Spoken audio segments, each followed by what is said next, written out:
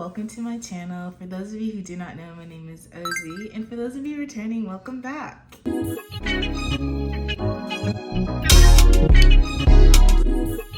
So I want to talk about some fashion tips and tricks that absolutely no one asked for, because this is my page and I do whatever the hell I want.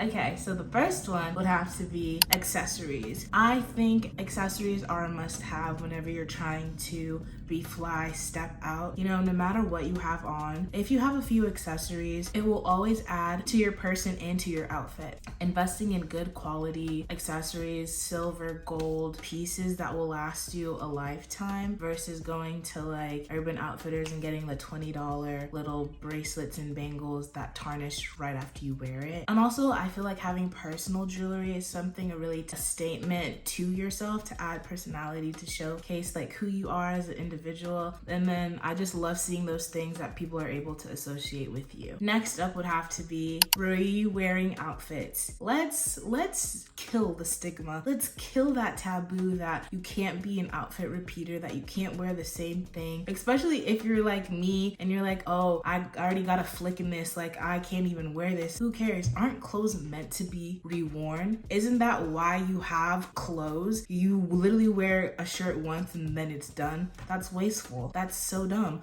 We're over this overconsumption mindset. I feel like re-wearing outfits and also styling them in different ways kind of helps you expand your style. It lets people see how you can get creative down to the nitty-gritty. I think if you're able to do that, to execute it just by wearing like the same article of clothing but still switching it up, I think you're really fly and stylish. Number 3 would have to be, we don't need to buy clothes, buy outfits for the occasion. We have a closet full of clothes. Anytime you get invited to a friend's birthday party or a dinner or an event, why must you go to the mall? Why must you hop online and find an outfit for that occasion? 9 times out of 10, are you gonna wear that really crazy out there shirt that you bought for your friend's 25th birthday? Probably not. And so it's just collecting dust in your closet. It's just doing that just leads to clothes piling up in your closet that will literally never see the light of day. We have to think smarter and not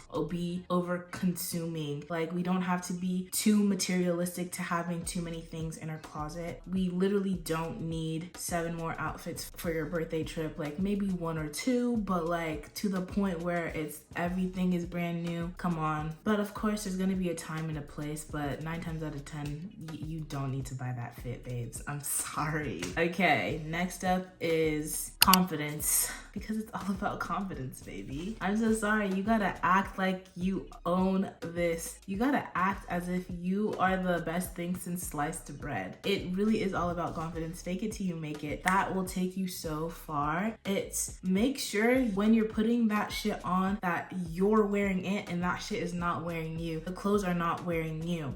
Finding pieces that make you feel good, so then you start looking good and you'll be the best version of yourself. I think that's just so incredibly important. When you look good, you feel good, and then that exudes and people can see that and just sniff that off of you. So it's important to make sure that clothes fit you well, they're comfortable to wear, so you feel comfortable and confident in your outfit. 5 would have to be like practicality and comfort over style, because a lot of the times you wear something that's not comfortable or very practical. It's just inconvenient. You're uncomfortable. You don't feel good. You're constantly adjusting. You just, things are snagging. It's not fun. I've been there, done that, messed around. I'm having fun. Don't bring me down. In order to look good, you need to feel good. Plain and simple. Said it before, I'll say it again. It's okay to wear, tracksuits or some matching sets. Obviously, add your accessories. Like, it's not that crazy. You can make it your own. Add a little razzle dazzle, a little flair, some fun. Next would have to be crafting a timeless capsule wardrobe, because if you're on YouTube, TikTok, if you're under the fashion realm, capsule wardrobes and timeless wardrobes are something that everyone's been talking about, and it's just something that really, really is important. That's something that I've been trying to figure out as of lately. What is my capsule wardrobe that is timeless, that I can see myself growing with? Getting pieces that will will help me build an outfit for any occasion or look that I'm going for. Having these pieces that will last me 5, 10 plus years, and that'll always be in style or in vogue, or like even if it's not trending, it doesn't look, you know, out of place or very trendy,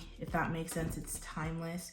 And then I would think of things like, you know, a leather jacket or a denim jacket, some slacks, a little black dress. Those are the kinds of pieces that are staple in one's wardrobe that you can really build any outfit with. And they are timeless. 7 would have to be asking yourself important questions about where you see yourself wearing the things in your closet in like the next 5 years. The clothes that are taking up space, collecting dust in your closet, do you still resonate with it when you first got it? Was this something that you really wanted when you were like, let's say you're 20, now you're 23, 24? Is this article of clothing still reflecting who you are as an individual? A lot of times that the answer is no. Toss it. Or not toss it, we can donate it, we can give it to a friend, we can sell it. I think it's really important when it comes to trends. I don't think you should just buy things because of the hype, just because you want to be trendy. If there is something, a trend that you really do like, by all means,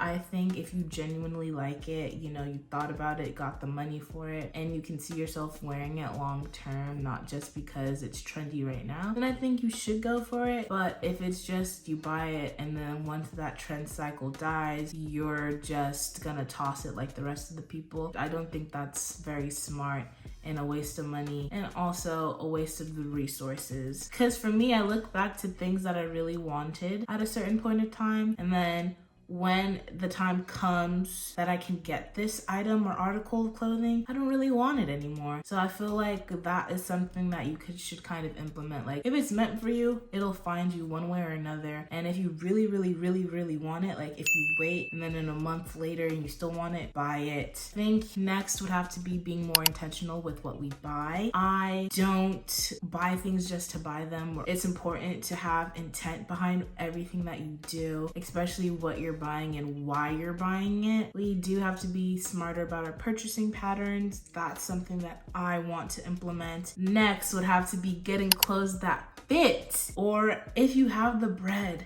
if you got the moolah to go to a tailor, go to a tailor. Buying clothes that are too big or buying clothes that are too tight falls into being uncomfortable and not confident in your clothes. But I too don't like when clothes are too tight on me, because I like to breathe. I like to move around. I like to dance, you feel me? So I need that happy medium. And so whenever I get things like, for example, jeans are too big on me, I never, ever, ever, ever wear them. And if I do wear them, I end up hating my entire fit. I'm uncomfortable. I'm upset because it's not fitting me the way I want it to fit. I think if you're capable of tailoring clothes in your closet so it literally fit perfectly for you, it fits like a glove, then I think you should invest in that. It helps with your confidence because it looks the way clothes are meant to look on you. Number 10 would have to be, if you feel like you need to buy something right then, right there, you probably don't. Take a beat.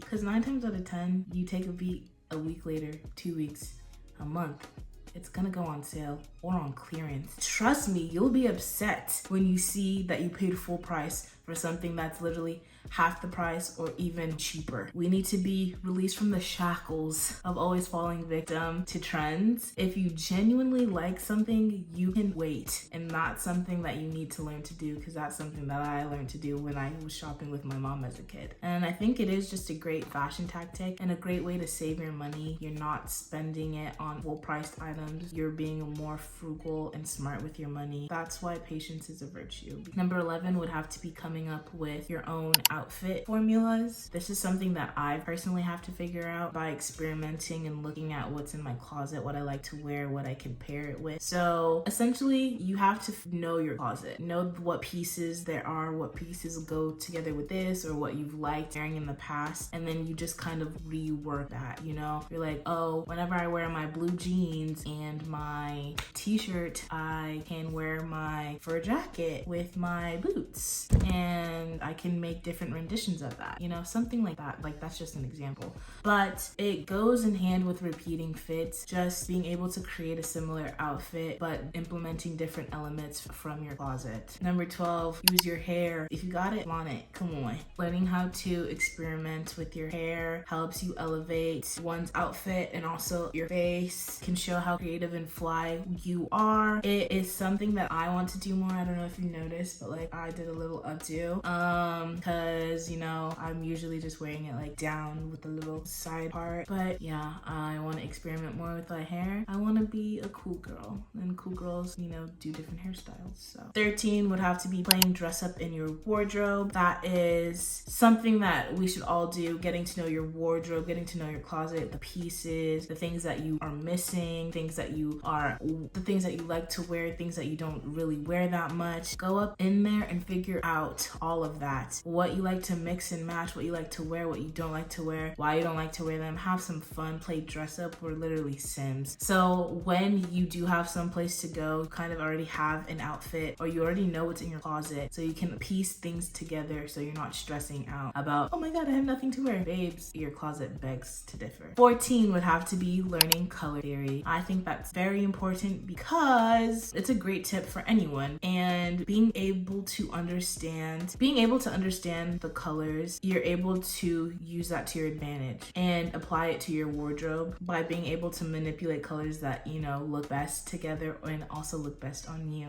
We already know like primary colors, secondary colors, but then we can get into color theory just a little bit deeper. You know, there's color schemes like monochromatic, analogous colors, triad, complementary, and so much more. Learning those, they kind of help you figure out, oh, I have these brown pants, what can I wear with it? Oh, I can wear purple. Oh, I can wear green. Oh, I can wear da-da-da-da-da. With these theories, they help you understand what colors complement each other and like go together. And then, yeah, it kind of helps you just realize, oh, if I have this orange shirt, what can I wear with it? So then you already have whatever articles in your closet in mind that would probably complement that. And then here we are. Last but certainly not least, I saved the best for last in my opinion. The last thing on my list would have to be authenticity. Why? I'll tell you why. I'm so glad you asked. Thank you for asking me. That was a great question. Authenticity, it's just important to be yourself. You know, at the end of the day, all you have is you. You're the only one that knows what's going on in your head, in your heart, in your mind, in your body. Don't try to dim yourself down just to be trendy, just to do things because you think other people will like, or because you think that's what other people should be doing, or you think that's what you should be doing. Trends come and go, but real, authentic, raw, girlies, guys, everyone, real, authentic people, real, raw, authentic people stand the test of time. They're here to stay because they're trailblazers. They're trendsetters. They set the bar because they don't give a darn. They're themselves authentically. And I feel like we need more people to really just tap into their own personal self and just exude that and show that to the world, because I feel like we got a lot of clones. We just